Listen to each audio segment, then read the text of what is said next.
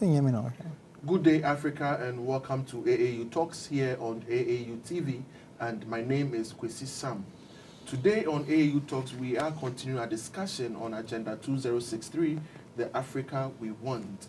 You can join the conversation via our social media platform, AAU on Facebook and AAU_67 on Twitter. We have our panelists, our regular panelists, I might say, who are ready for the 3, 4, 5 aspirations of Agenda 2063. I will go for a quick commercial break. When I come back, I will introduce my panelists.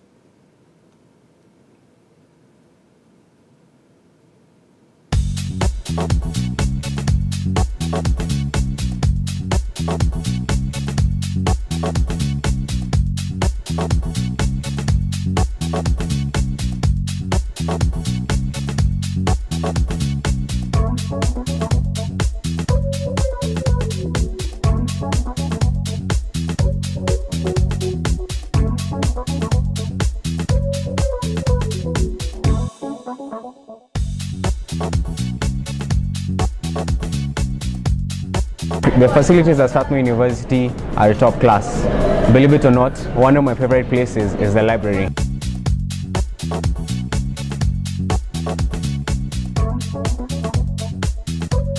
We have a lot of audiovisual materials, CDs, DVDs, and then we also have a multimedia lab. Again, the idea being that the resources that we offer, you need a place where you can actually view them. What you might not see, but actually very available, is a very rich collection of electronic resources. We have fantastic wireless connection.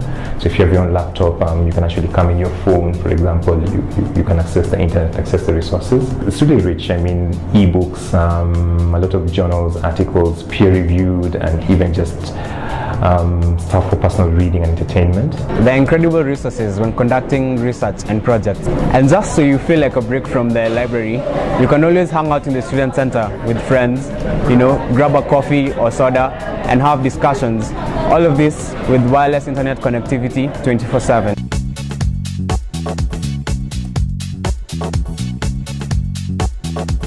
A good institution, and especially university, needs to give students their space where they excel, where they are entrepreneurial. For that matter, we have always thought that the idea of building a student center was fundamental. All right, in it we'll have incubators, we'll have the student activities, we'll have the eateries, we'll have the places where they meet and group work, socialize with lecturers, all that sort of stuff, discuss things with people.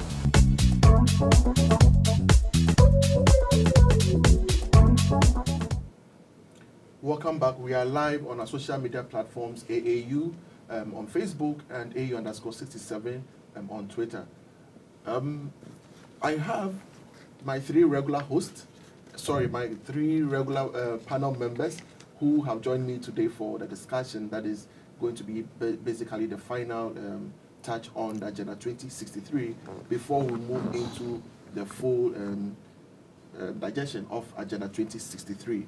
The first to be introduced to you is Mr. Samuel A.G.E.N.D.A, who is a research member, and also he is a project officer here at the Association of African Universities. You are welcome, Mr. A.G.E.N.D.A. Thank you very much. I'm great. Great. What about you? I'm trying to be fine. I tell people every day. Okay. The second panel member to be introduced is Ms. Irene Dufie, who is also a project officer here at the Association of African Universities. And she wants me to add the A.D.E.A to the surname, right? So it's Ms. Irene Dufie A.D.E.A. Yeah. Irene, how are you? I'm good, and you? I'm fine also. All right. Great. And the last panel member to be introduced is Mr. Kweku Schneider Ankoma, and he is also a project officer here at the Association of African Universities. Mr. Ankoma, how are you? I'm trying to be fine. You're trying to be fine, just as I said. Yeah. Okay. All right. So, guys, you are welcome to the third episode of Agenda 2063 discussion. And we've already had the 2 episodes where we looked at the first 3 aspirations of Agenda 2063. And the last episode we had, that was the second one, we were able to establish the fact that if we have good governance, it transcends into peaceful and secure Africa. And so today we are looking at the 4th, and we'll rush through the 5th and the 6th, because next week we must go into the full-blown program of Agenda 2063. Let me start with you, Mr. Ajapon. We are looking at a peaceful and secure Africa. How will we ensure that Africa is peaceful and then we have security? Security in Africa is paramount to maybe attract foreign investors or to attract foreigners into our continent. Well, thank you for the question, Kwesi.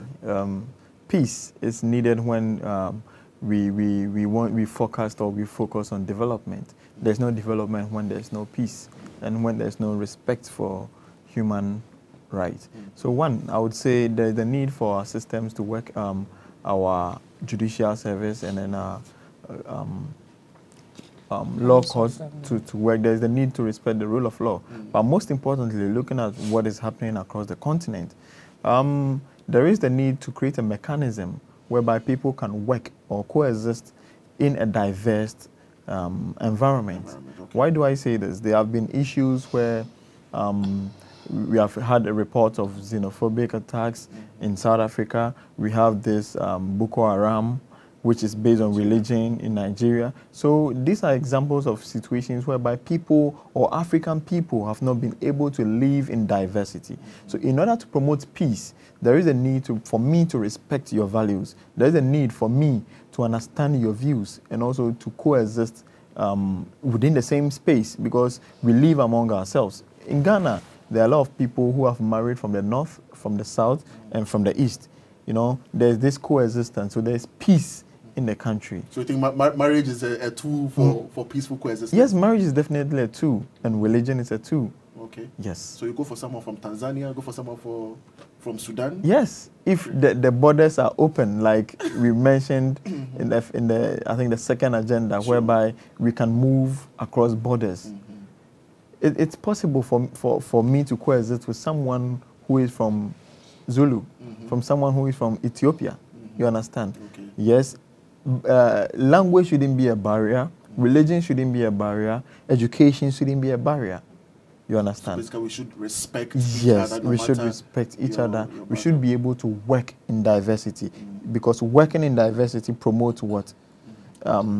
Peace and also leads to what? Development. All right. I think that is a brilliant one.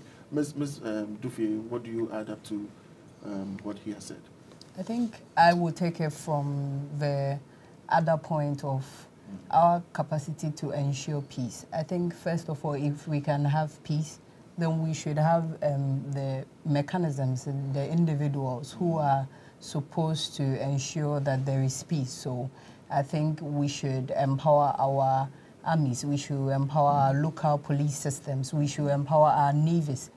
This is done through resources. We need monies to get them the equipment that are needed. We need monies to improve the intelligence of these security services that we need.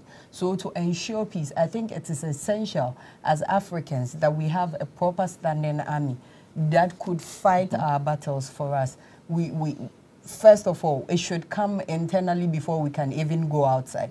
And internally, I think they should have ways with which we can resolve issues, ways we can mediate conflict. Because when we take Ghana, for instances, we have the Abudus, we have the Andanis, and it's been years when a war was started from chicken tie, and we are still fighting these wars.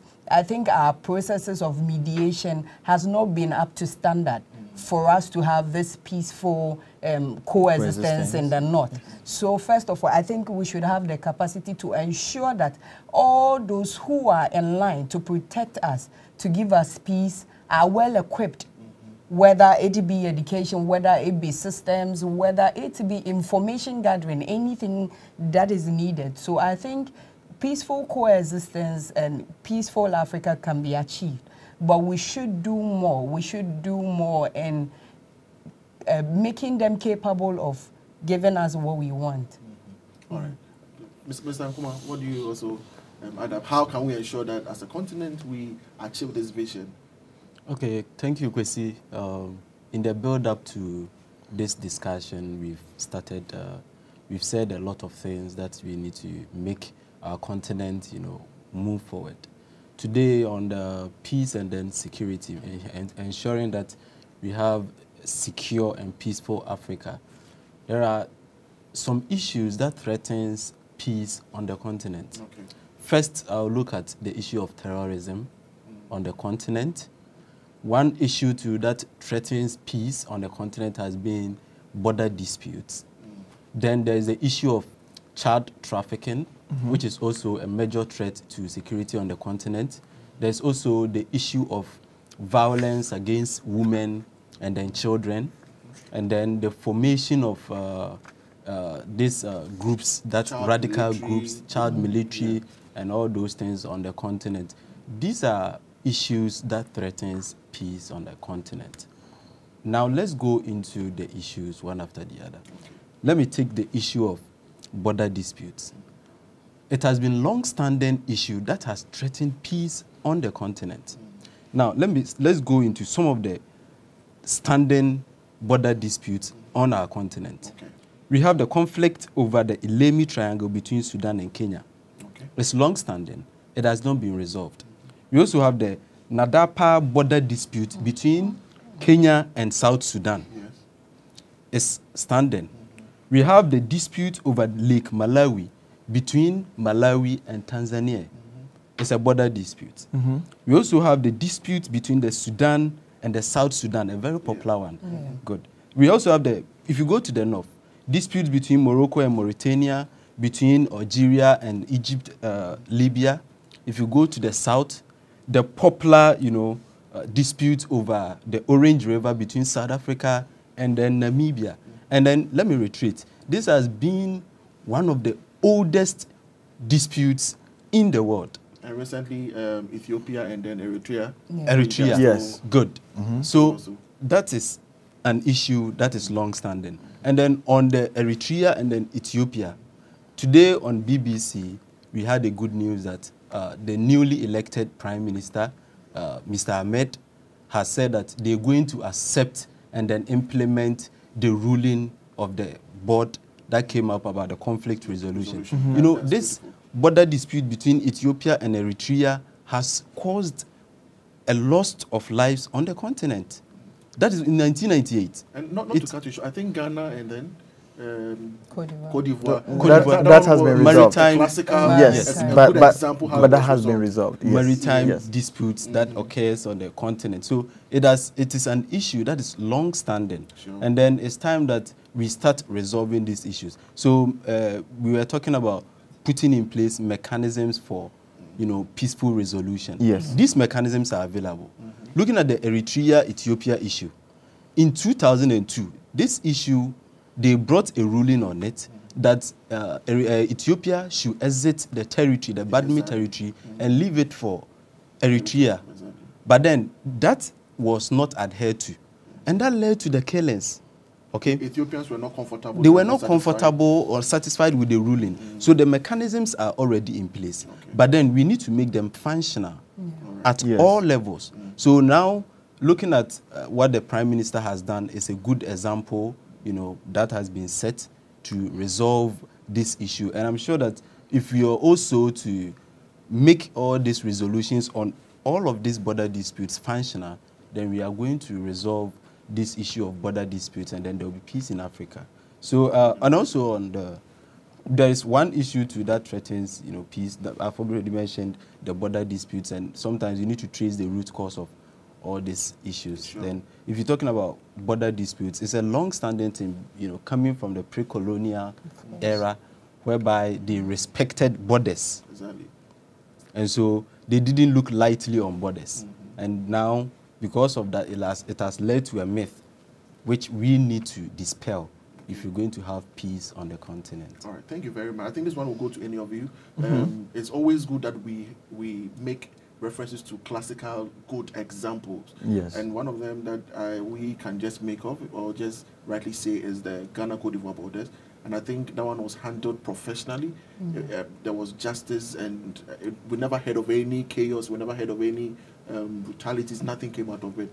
Do you think the processes that they resorted to, the court systems that work, should be the way to settle some of these disputes as a continent? Well, I'll give a big yes answer to that. Yes, the court system is the best way to settle such issues, and it's also important, like Schneider mentioned, that we should accept the rulings of the court. Yes, whether it goes your favor or not. And come to think of it, we would only accept court rulings when we think it's fair. Yes. But when we think it's biased and then it goes against the other party, I don't think it would be accepted. So in everything, there should be fairness. And when there is fairness, transparency, then we get the results, the peace that we need. Yeah. Okay. Thank you very much. I think these are beautiful ways that initially we can just look at to ensure that we achieve that peace. But let's move on to the second or the next aspiration. That is the fifth aspiration, which talks about the fact that we need to build a continent that has a strong cultural identity. And then we also have a common heritage, values, and ethics. I am proud as an African, and we must be proud that we are Africans. How will we ensure that we get there as a continent? Let me start with you, Ms. A.G.E.N.D.A. All right. So, looking at our histories are mostly spoken.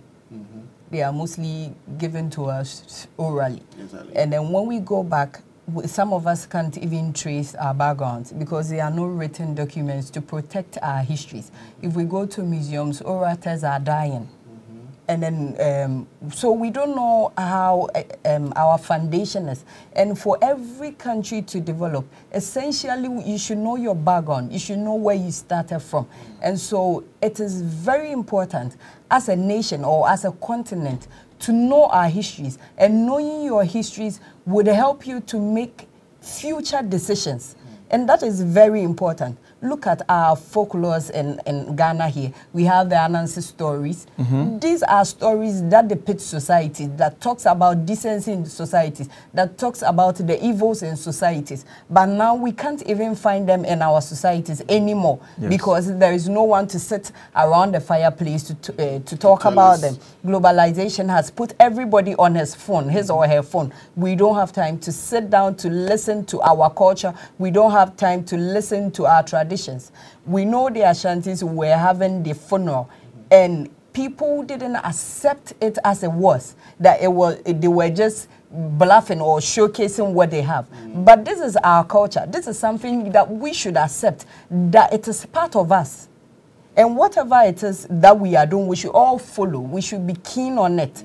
Look at our linguistics. I don't know how many homes where children are allowed to even speak Chi. Their local language. Yes, their local languages. Everybody is teaching their children English, and then we are losing everything. We can't even make stories about Kwekwa Nancy, but we are watching Spider-Man.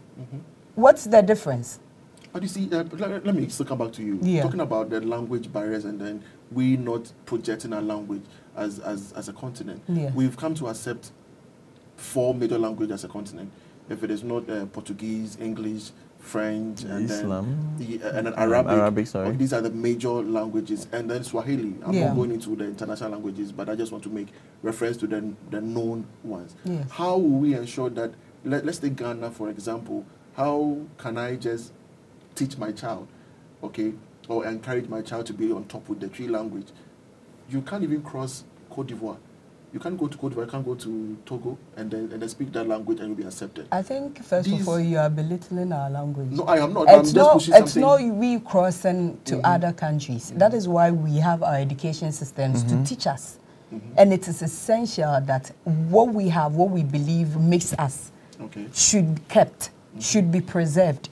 Shouldn't be thrown away because of other countries or other borders. We should stick with our values. So, and as much as it's important to learn English, to learn French, to learn Portuguese, we are who we are because of our language, because of our culture. And so it should be maintained. Yes. All right. Thank you very much. Let me go to Mr. Akuma. On the culture, preserving our culture, values, and all those things, it's very necessary. And then one thing I want to zoom into is the fact that, you know, we as Africans, we have a very rich culture. And then, but one thing we are missing is the fact that we are sticking to the old and primitive ways of showing our culture to the world. Yeah. And so by so doing, the culture becomes extinct. So maybe one way that we can portray our culture is being innovative about it. Look at Black Panther. It was a movie that was written something in relation to the culture of Africa. And look at how people received the whole movie. Africans were proud of it, were we not?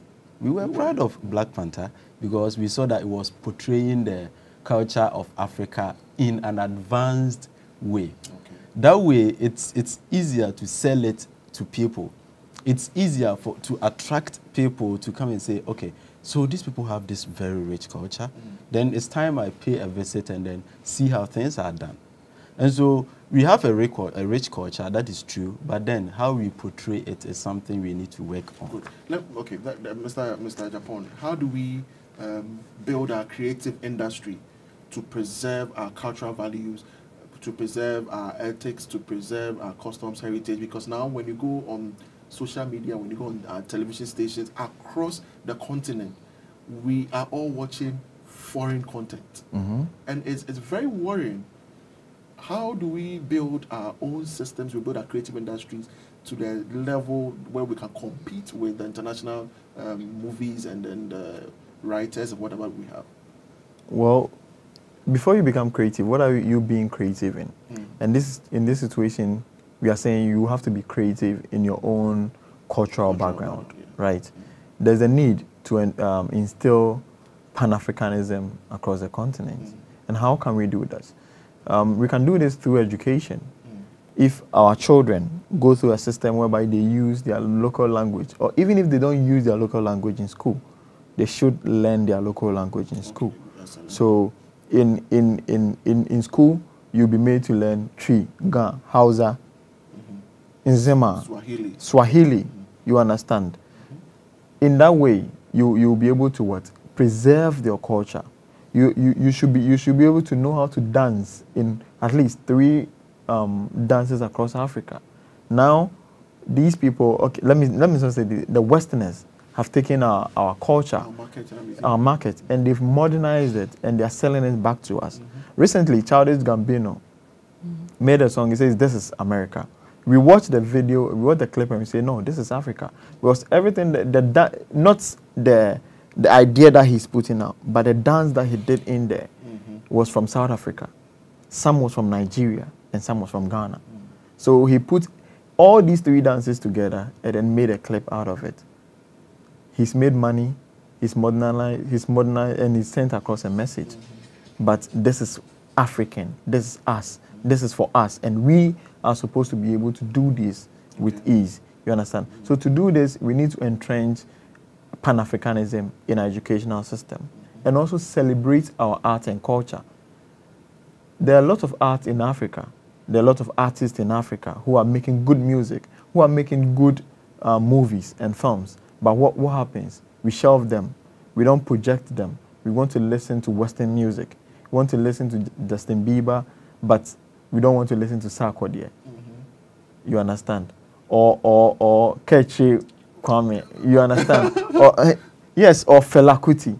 You see how people appreciate such legends in music, but we don't appreciate our own people. Very true. Can I come in with what you're saying? Because why has our taste changed for Western culture? Because it's quality, it's appealing. It's appealing, it's quality. To us. Yes. And we don't have that. We don't have the quality. We are still doing the old things. We are not being creative, as you said. Yes. So we would go for things that we feel is appealing to us, that is of quality. And then when I'm spending on it, I know, okay, I'm getting satisfied with what I have. Is there a problem of we not being creative, or we don't have the resources to come up with I think it's things? everything. We don't invest our resources in that. We think this is entertainment, so there is no need. Even we fight on why are we even having holidays? It's holidays we can use for such things, but people don't see the essence of holidays. They feel you working, that is when the country is going on. But we have holidays where we can go to the theater to watch plays, dramas. Do people even go to the theater? Exactly. So it is how it's our taste. we've developed over the years, because they were not even doing theater art. Mostly it's now that it's been revamped by this man, Roverman Productions. That's when we feel we are happy that we can go to the theaters. But my issue even has to do with our culture is being diluted, because recently the Kukwanansi that I know, a story has been written about Kukwanansi and says it's a god in Africa. No. Exactly. So that was the point that I first made, that we don't have written, we have not written it down. We don't have a written culture of maybe the Ashantis of this, of that. And so someone will come and write it for us. That is the problem. So if you don't have it down, someone will do it for you. Some of these stories are written down. They are, yes. But how come they are putting out the fake ones out? All right, let me go for a short commercial just, break. we need to project ourselves. It's getting true. interesting in the studio. We are still looking at Agenda 2063, the role of the young people to achieve the Africa that we want. After the commercial break, we'll move on to the next aspiration. And I know that it's also going to be a debate, and you will enjoy it.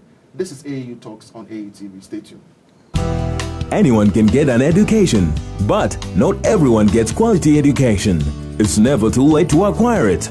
The University of Lusaka, a modern private university located off Ali Kinkata Road in Lusaka, Zambia, offers undergraduate, master's and PhD degree programs in the School of Business and Management, Law, Economics, Banking and Financial Services, Public Administration, Governance and International Relations, Education, Engineering and the Built Environment, and Health Sciences. Our curriculum is practical and designed to meet the changing needs of employers, business and society. Because at Unilas, we make students think outside the book. Our driving force is a passion for quality education. We build graduates fit for purpose. Enroll now for January or June intakes. For more information, log on to www.unilas.ac.zm.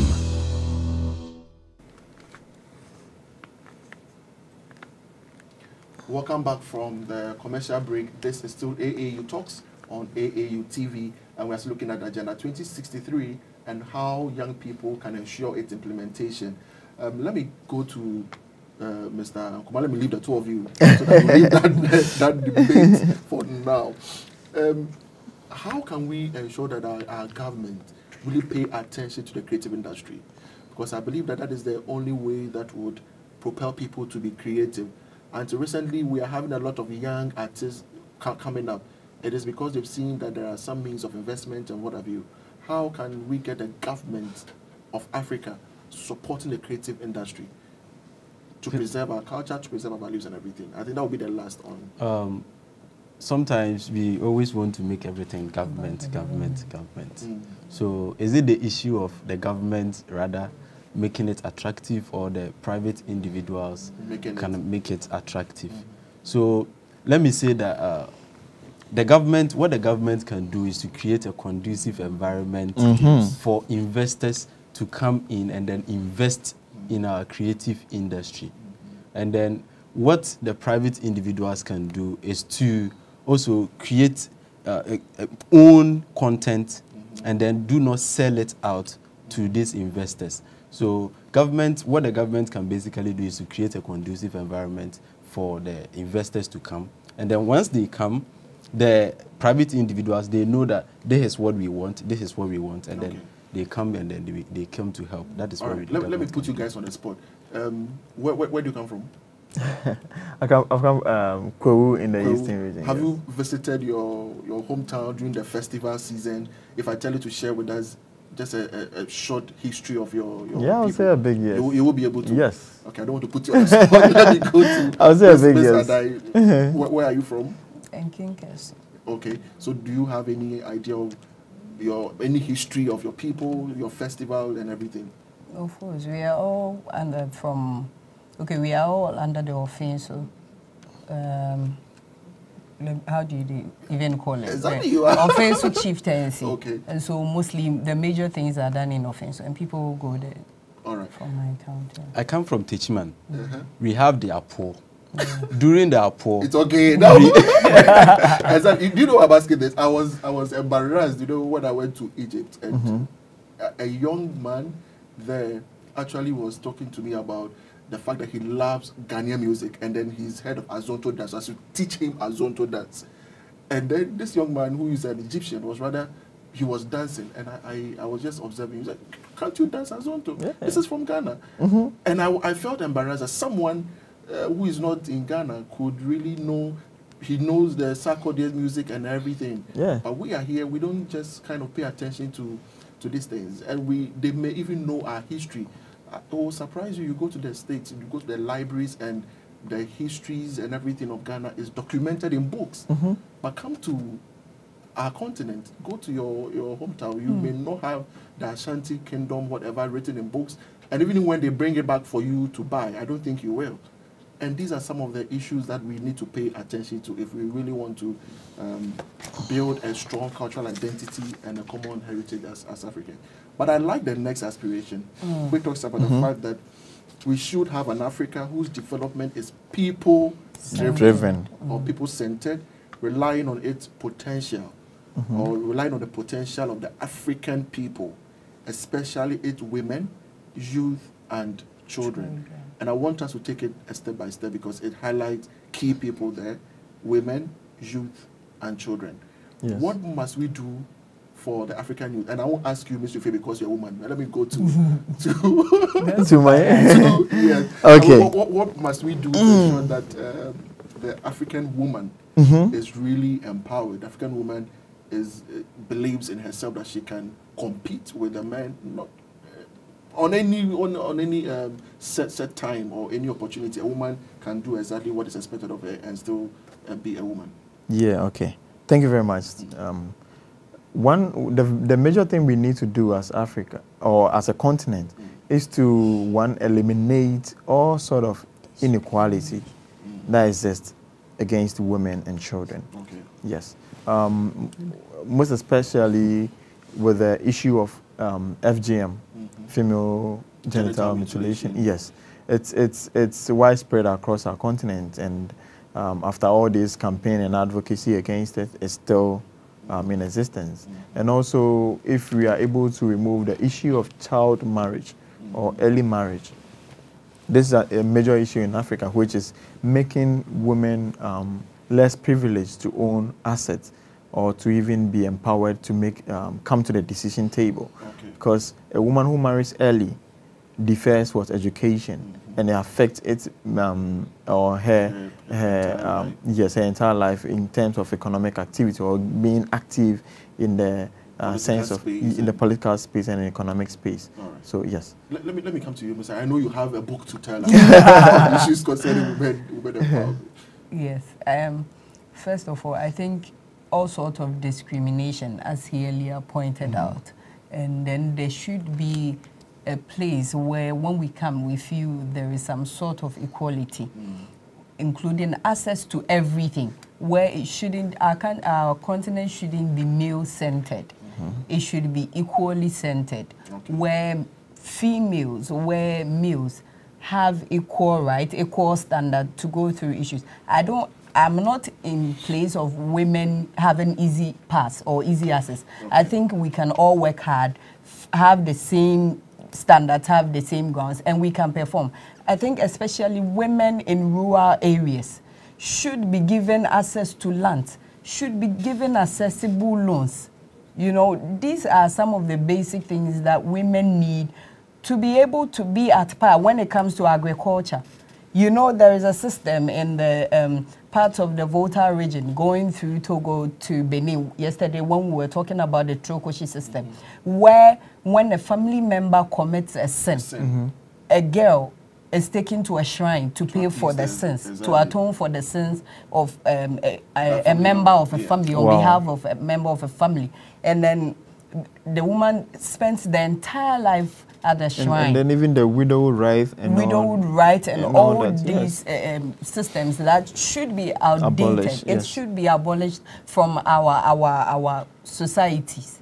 These are things which, when are put in place, would give women, would empower women.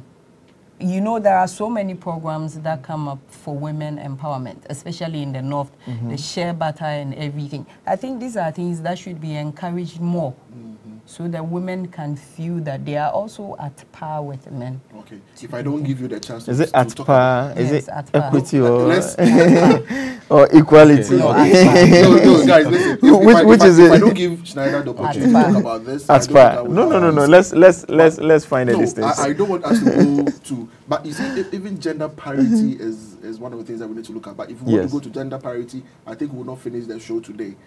We'll have another debate for that. Let me listen to you. So, Kwesi, let me look at it in a chronological way. Oh my God! You see, we said that the agenda, the aspiration states that unleashing the potential of women, children, and the youth.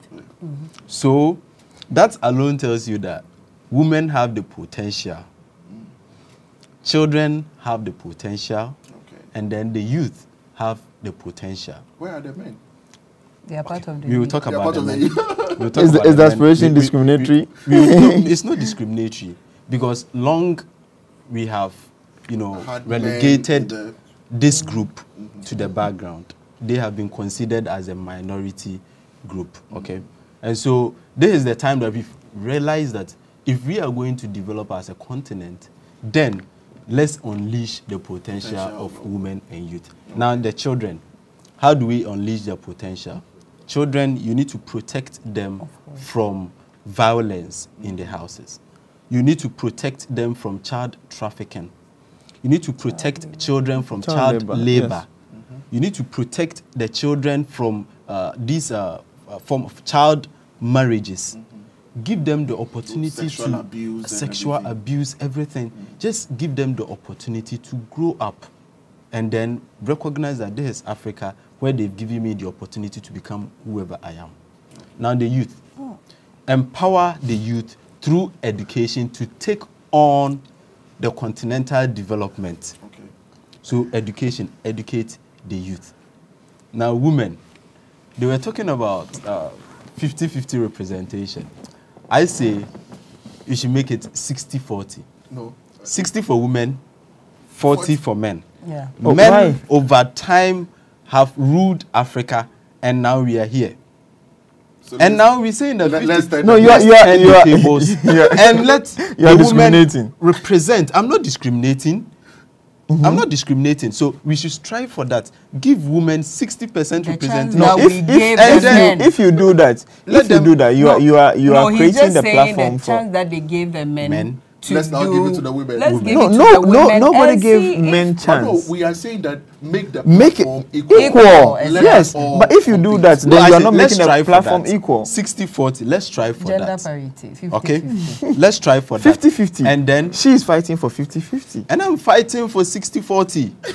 Okay, all right. I think this one we need a lawyer or a judge to determine whether 60-40 or 50-50 is okay.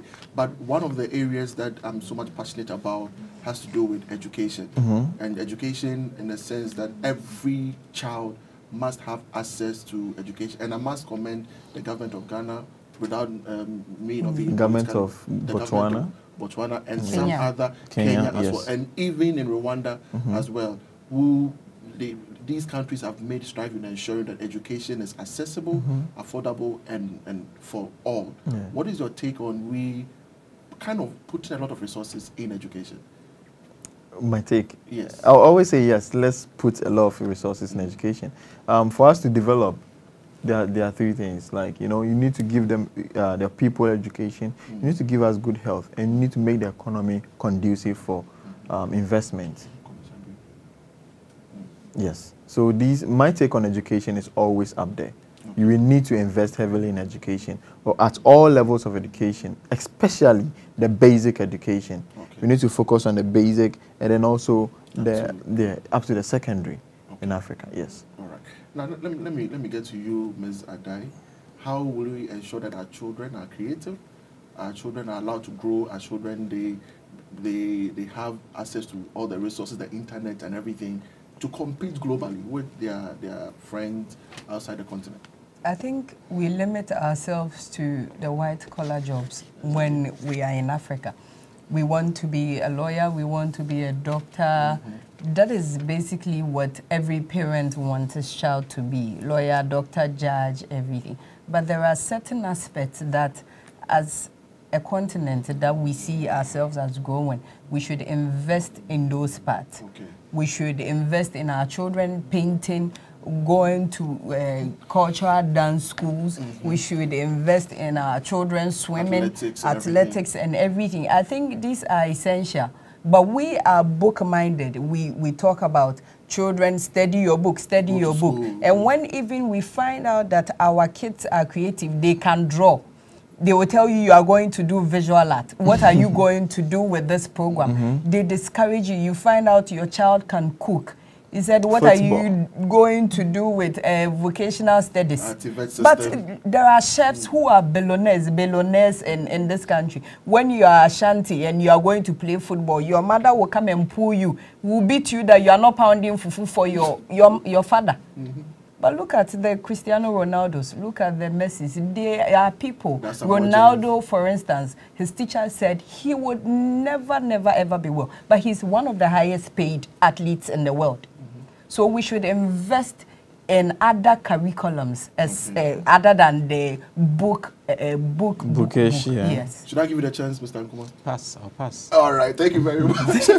We'll go for our last commercial break, and when we return, we'll look at the last agenda, the last aspiration, sorry, and then we'll close the show. Stay tuned. This is AAU Talks. You may not have heard about us, but we have heard about you.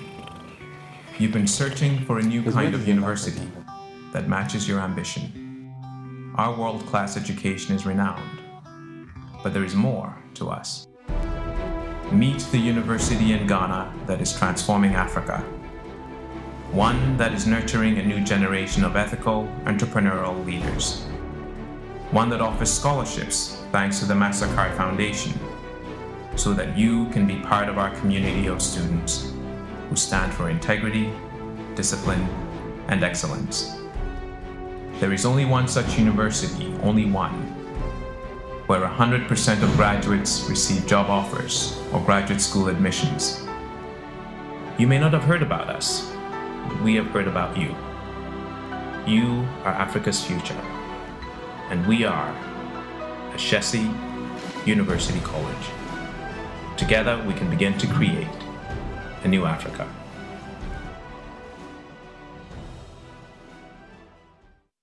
All right, welcome back from the commercial break. You can still send us your comments, your views, and then your messages on our social media platforms, AAU on Facebook and AAU_67 on Twitter. I still have my guests in the studio, and they are doing marvelously well. And I think I'm loving the discussion already. Let me go straight to you, Mr. Nkrumah, with the last aspiration that we have. That is Africa as a strong and influential global player and partner.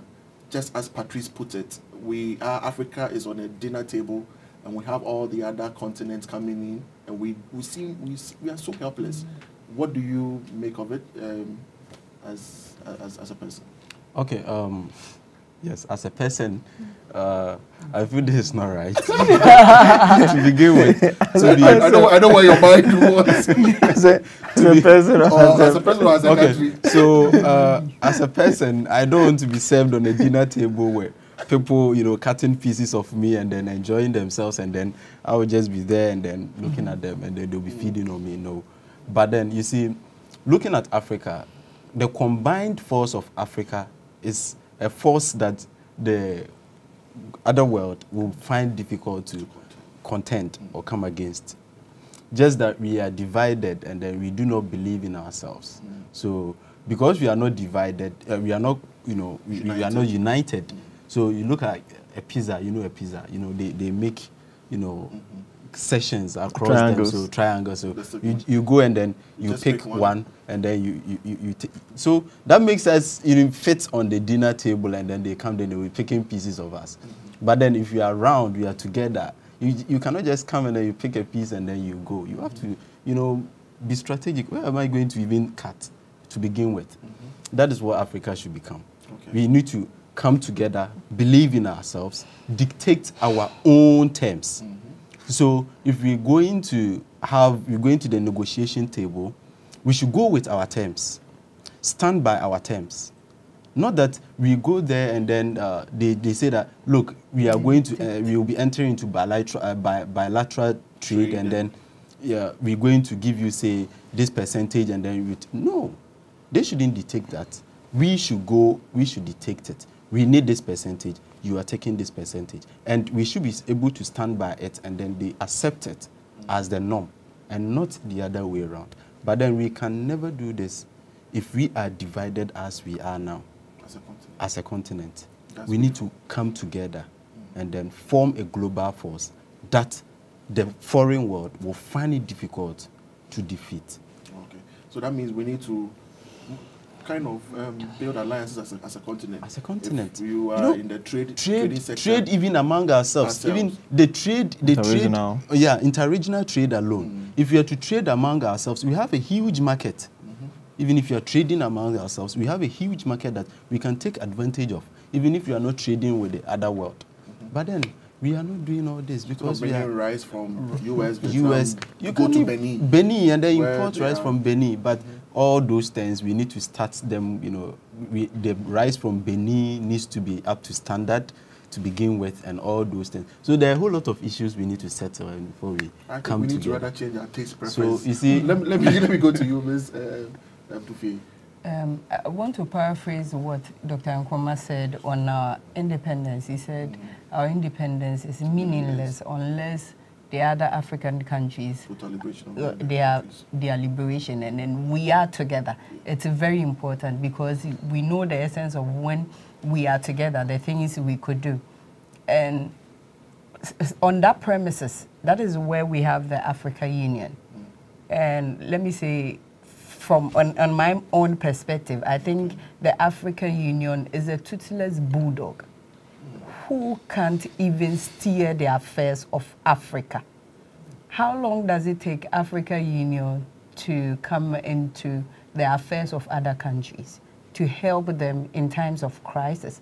We saw what happened in Sierra Leone. We saw what happened even with the Ebola outbreak. We were waiting on outside influencers, help, to give us money to help our people in Africa. Don't we have enough resources? And if I'm wrong, and I can be fact-checked, Africa has most of the resources in the world. Yeah. We can go to Central African Republic, and we have every resource in that country. What are we doing with that? We are not developing as individuals. So I think it's necessary that we come together and then we fight our battle as a united front. We come together where we coexist peacefully. We come together where our borders are open. We are open for economic transformations because people have ideas in their countries which they are not willing to share with other countries in Africa. Therefore, it is necessary that we come together. When we come together as a front, that is what he said. We go to the table and we make demands. We don't wait for them to dictate for us. We can make our demands because we know our strength, we know our force that we have. We can't always wait for them to do it for us. We can mobilize our own resources because it is something God has given us. It comes naturally to us. And so therefore, there is the need that if it is African Union, we do it well.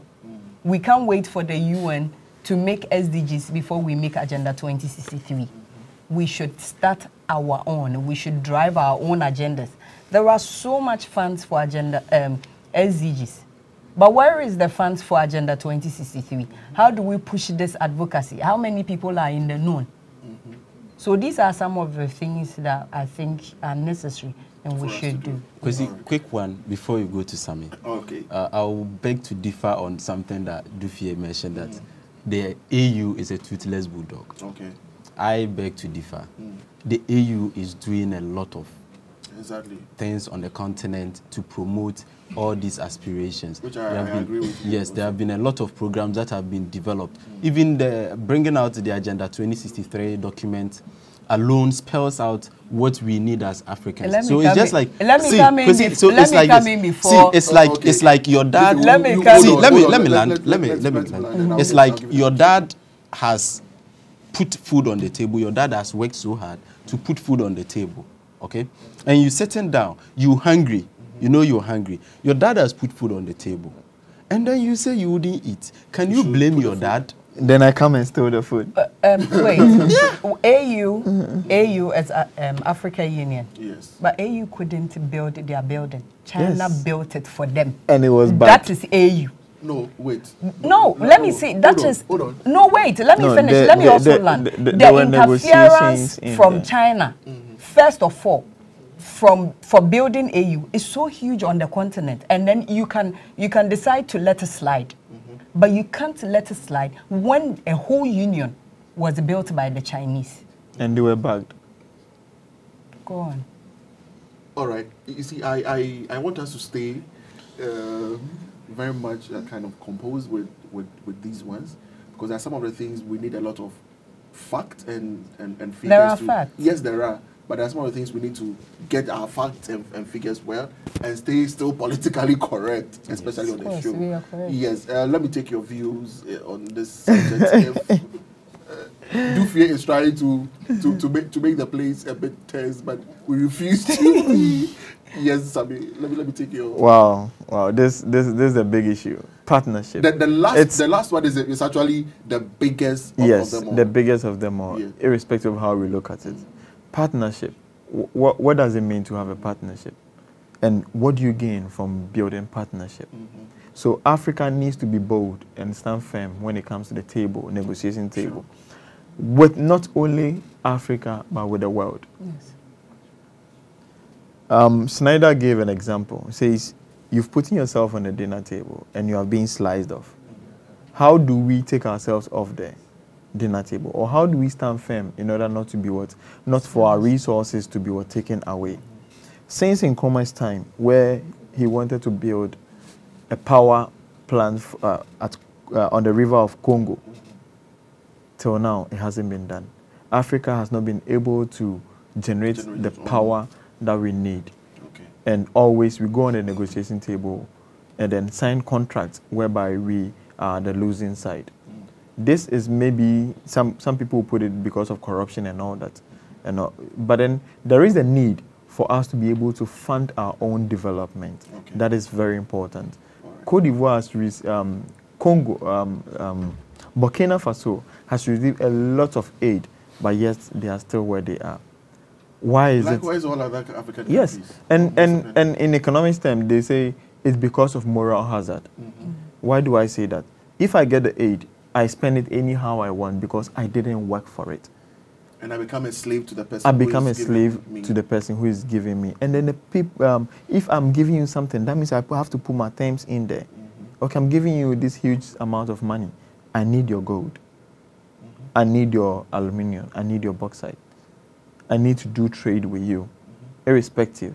Ghana has signed a lot of trade agreements, but we can't send our goods across because we don't even pass the test. The test, yes. Is this agreement good? Is it a win for us? No. Or a win for you? We are not saying we should sign a win-lose agreement, but then we want to be able to... A win-win situation. Yes. We want to be able to sign an agreement whereby it's a win-win agreement. I'm happy we have the Agenda 2063. Sure. And if we are able to go through all the 6 agenda, the 7 aspirations. All the 7 aspirations. I'm saying if we're able to go through all the 6, the 7 is achievable or will come by itself. So it's important for us to study, understand, and implement all the agenda. And then the 7, we will be bold and be part of the G7. And then we'll be saying G8, including Africa. Sure. We'll be part of the decision making for the world and not for Africa alone. Okay. I think looking at the entire aspirations, the 7 of them, and we are going into this segment because it's the last stream we are having before we go into the full discussion.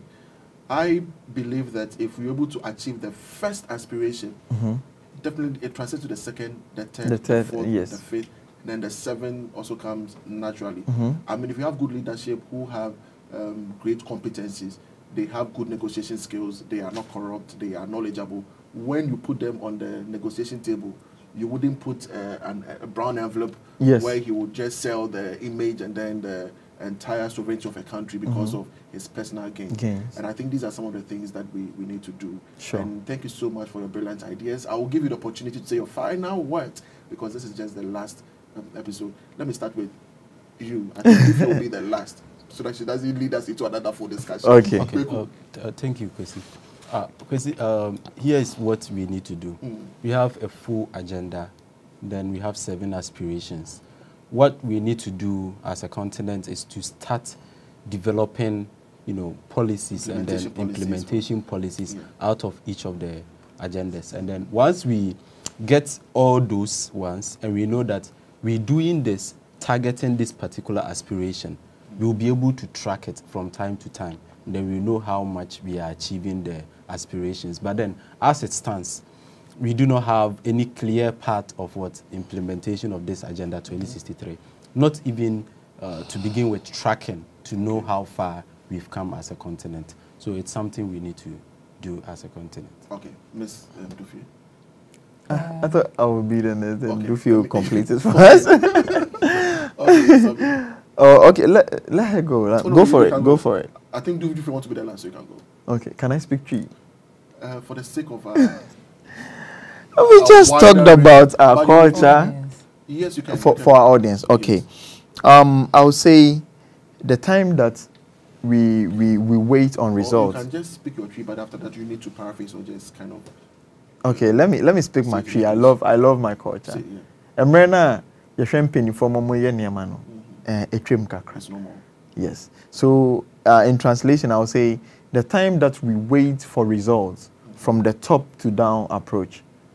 It's no longer. We shouldn't be looking at that now. It's about time we put the problem in the middle.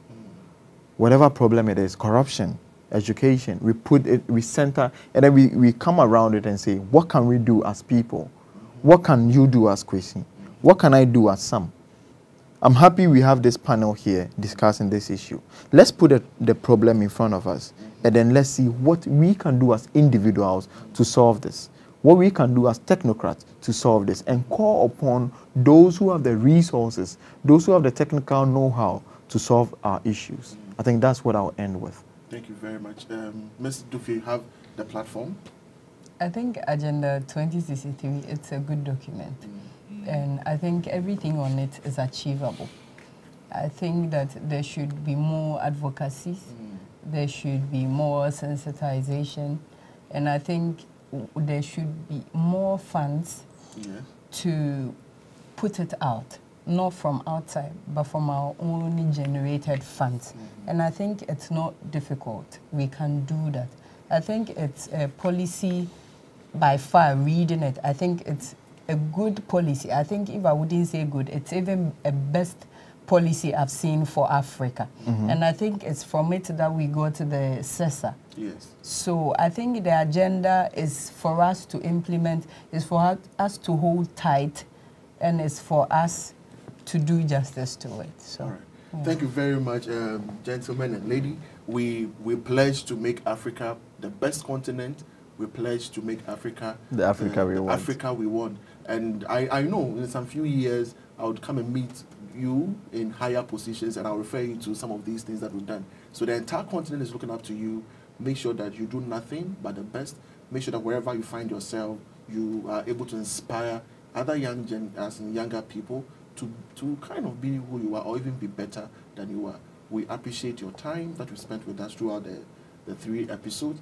And we know that we are going to meet you on the broader table where we will take the issues one after the other. Yes. Thank you so much, and we are so grateful. You're welcome. Great. So our viewers, this has been AAU Talks on AAU TV. We have been discussing Agenda 2063, the Africa we want, the document that is spearheading our development as African continent. Are you a young person out there? This is yours, because we are going to ensure that by 2063, we experience the Africa that we want. Stay tuned. Next week, we are bringing you a fantastic episode on Agenda 2063. We are calling on everyone to send in comment, views, so you can sponsor this show, support us, and let us have a beautiful continent. Thank you so much, and this has been AAU TV. My name is Kwesi Sam.